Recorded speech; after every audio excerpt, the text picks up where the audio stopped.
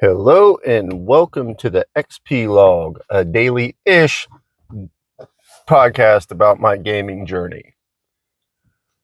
So, last night I was playing Dragon Quest XI, right? And I got to this mermaid part, right? It seems kind of random to me, where it is in the story. You just kind of wash up on the strand is what it's called, and there's a damaged boat and stuff like that, and there's a mermaid there, right? Well, they talk in rhymes, which is pretty interesting. But also, she and a human fell in love with each other, and they live longer than humans, so you don't know how long it's been, or stuff like that. So she sends you off to go find her human, right? And then she'll bring you down to meet the queen, right? She'll bring you to Nautilus to meet the queen. All right, so you go off and you get to this town of fishermen where they're afraid of mermaids, because they have this old legend where a human fell in love with a mermaid and he was then cursed, right? So you unravel the mystery and you find out it's been 50 years, and is it 50 years? It's at least 50 years. And his name is Kai, and he has died. In this storyline, I mean, it sounds very basic, right? Like, oh no, lost love, sea-crossed lovers. I was gonna say star-crossed. Sea-crossed lovers. Yada yada, right? We've all heard this before, right?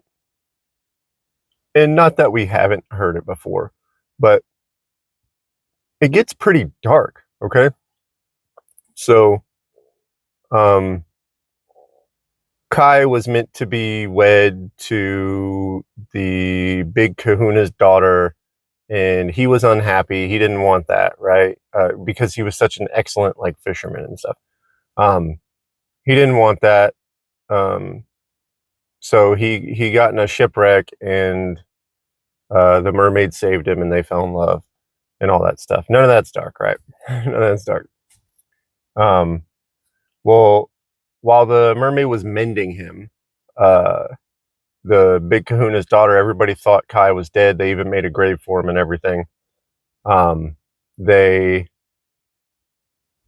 She married and had a kid, right? Is that Wow? No, it can't be Wow. Anyways, I'm wrong. Yeah, this is the raw nature of this podcast. Okay, no editing, baby. Anyways, so they so she whatever he gets kicked out, because they think the mermaid has cursed him or whatever, and the mermaid's responsible for all this bad shit. Okay, fast forward a few years or whatever, and Kai's staring at the ocean, just all he wants is to be with the mermaid. Her name's Michelle. And the kahuna's daughter remarries or whatever, and then I think there's this big storm, right? And they blame Kai, of course. There's this big storm, and it kills the kahuna and his son-in-law. So the father of her newborn child, right? Well, overwhelmed with grief, she, with her kid, okay, this is the super dark part. They just gloss over the part that she had the kid in her arms. Jump off a cliff to commit suicide. And Kai sees this and he tries to save them both, but he's only able to save the baby. Okay, so then he writes a letter to Michelle that she never gets, obviously, that he can't keep his promise to come back and marry her because he has a obligation, a responsibility to this kid, right? Okay, so you go back, you tell her all that has transpired and stuff. And then she goes to the island to confirm your story, basically. And she's heartbroken. And there's this lore in the game where if a mermaid grows legs and walks on land, she can't touch water again, or she'll turn to foam. Basically, she'll disappear. So she grows her legs, she walks to his grave or whatever. She says now they can finally be together, and then she walks off into the ocean and turns into foam. So this was a particularly dark turn, and they just kind of gloss it a little bit or whatever, and I felt this a lot more than I expected to. It's strange feeling, because the game kind of feels like it's geared, it's like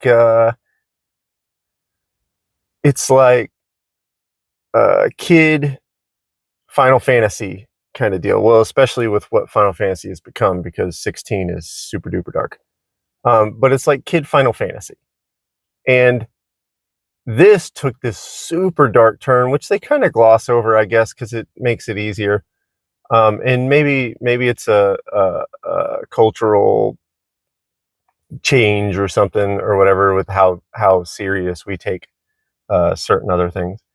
But yeah, so Kai raises the baby, and I guess he lives a full life. Well, full-ish, I guess. She said he was always staring out at the ocean or whatever. So I guess maybe he raised her, but he was still pining over Michelle or whatever. But in the end, man, 5 people and a mermaid were harmed during the filming of that game. But yeah, that hit me a little more than I expected, because it is kind of a corny love story or whatever, but it gets really dark and really serious, but somehow they still keep it light. I don't know how to explain it. But yeah, I was surprised at how that made me feel. And this is, mind you, this is the second time I'm playing through this part. I've tried to play Dragon Quest before, and I got about 40 hours in on the Switch, and couldn't I got distracted or something, and then I can't just fall back into it. But yeah, man, that was my experience last night. I felt for this little digital mermaid and her digital fisherman. And it's just crazy to me, right? Because that story is like, they could have stopped it with he didn't have to raise the kid, right? That's or he could have just found the kid. I don't know, man. I don't know.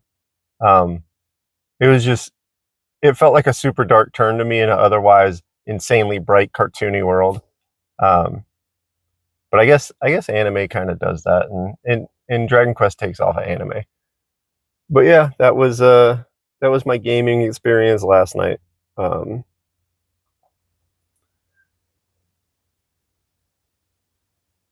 And so that's about all the time I have. I guess today's Easter egg is, if you're a mermaid and you grow legs, don't go for a swim. But yeah, that's all the time I got. Peace out.